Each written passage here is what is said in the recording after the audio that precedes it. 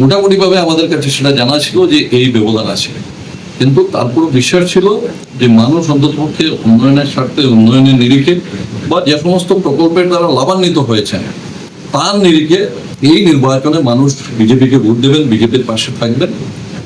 যেখানে 7,000-এর মতো অরুণোদয় হিতাধিকারী আছেন ইসলাম ধর্মাবলম্বী, যেখানে এসএইচজির মহিলারা প্রায় 4,000-এর যারা ইসলাম ধর্মাবলম্বী মহিলা যারা 10,000 টাকার চেক পেয়েছেন, ওই সংখ্যা যদি আমরা দেখি তাহলে 20,000 ভোট এই বিধানসভা সমষ্টি থেকে ইসলাম ধর্মাবলম্বী মানুষের 20,000 ভোট পাওয়া সেটা খুব একটা বড় বিষয় ছিল, কিন্তু সেটা হয়ে ওঠেনি।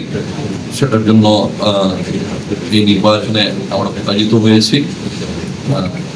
আর তার থেকে বেশি বলার মতো কোনো কিছু নেই।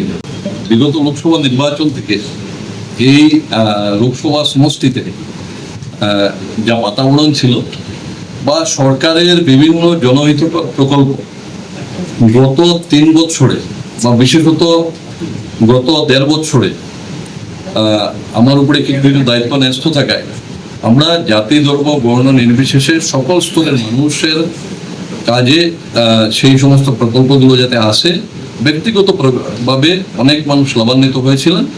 তার মধ্যে ইসলাম ধর্মাবলম্বী মানুষ যারা তারাও ছিলেন। আর আমরা সেটার উপরে ভিত্তি করে আমরা ভেবেছিলাম যে হয়তো 18 থেকে 20,000 ভোট আমরা পেয়ে যাব। আর এদিক থেকে যদি ইউডিএফ প্রার্থী অন্তত পক্ষে 7,000 ভোট পান তাহলে এই নির্বাচন আমরা জয়ী হতে পারি। আমরা জানতাম নির্বাচনের আগে যে বরাক উপত্যকা ভারতীয় জনতা পার্টির প্রার্থীরা যে সমস্ত বিধানসভা সমষ্টিতে প্রতিদ্বন্দ্বিতা করছেন তার মধ্যে একমাত্র উত্তর করিমগঞ্জ বিধানসভা সমষ্টি ছাড়া বাকি সবকটি সমষ্টিতে হিন্দু ভোট সংখ্যাধিক্য আছে। আর সেটা অনেক সংখ্যা, যে 2,000, 5,000 আছে, 10,000, 20,000 আছে সেটা নয়, প্রায় 60,000 থেকে ঊর্ধ্বে লক্ষাধিক ভোটের ব্যবধান আছে প্রত্যেকটি বিধানসভা সমষ্টিতে। ঠিক তার উল্টো চিত্র এই বিধানসভা সমষ্টিতে ছিল। এটা ঠিক অনেকের কাছে সেটা বার্তা ছিল যে সেটা কম আছে।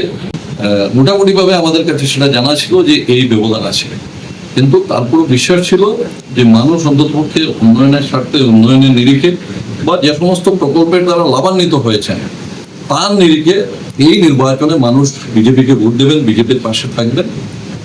যেখানে 7,000-এর মতো অরুণোদয় হিতাধিকারী আছেন ইসলাম ধর্মাবলম্বী, যেখানে এসএইচজির মহিলারা প্রায় 4,000-এর সবাই মিলে চেষ্টা করেছে এবং সকলের সংঘবদ্ধ প্রয়াসের ফসল হিসাবে এই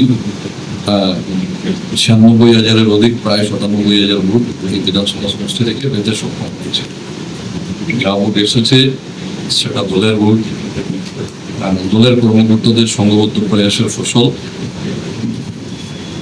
আর সেই জয়সূচক ভোট আমি আদায় করতে পারিনি বা আমি এখান থেকে পরাজিত হয়েছি, সেই অপারগতা প্রার্থী হিসাবে সেটা সম্পূর্ণ আমার। আজকের সাংবাদিক বৈঠকে দলীয় কার্যালয়ে যেখানে বসে স্বীকার করছি। যারা বলছিলেন যে শহর থেকে আজ থেকে শুরু হয়েছে, 15তে যেটা পৌঁছেছে যে হিন্দু ভোট চলে গেছে, এটাও সঠিক নয়। আমাদের দলের সেই আদর্শগত ভোট সেটা একদম জায়গায় আছে। এই নির্বাচনে ভোট প্রাপ্তির সংখ্যা বেড়েছে। আমরা গত বিধানসভা নির্বাচন বা এর আগের বিধানসভা নির্বাচন বা তার আগের বিধানসভা নির্বাচনে আমরা যদি উত্তর করিমগঞ্জের পরিসংখ্যা যদি আমরা দেখি, আমরা 2011 নির্বাচনে এখান থেকে কংগ্রেস প্রার্থী যিনি ছিলেন উনি পেয়েছিলেন 44,975 ভোট। বিজেপি প্রার্থী হিসাবে মিশনদা পেয়েছিলেন 27,212 ভোট।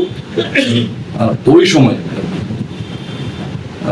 আব্দুল মুক্তাদির চৌধুরী যিনি ইউডিএফ প্রার্থী ছিলেন উনি পেয়েছিলেন 23,497 ভোট। 2011 পরিসংখ্যান।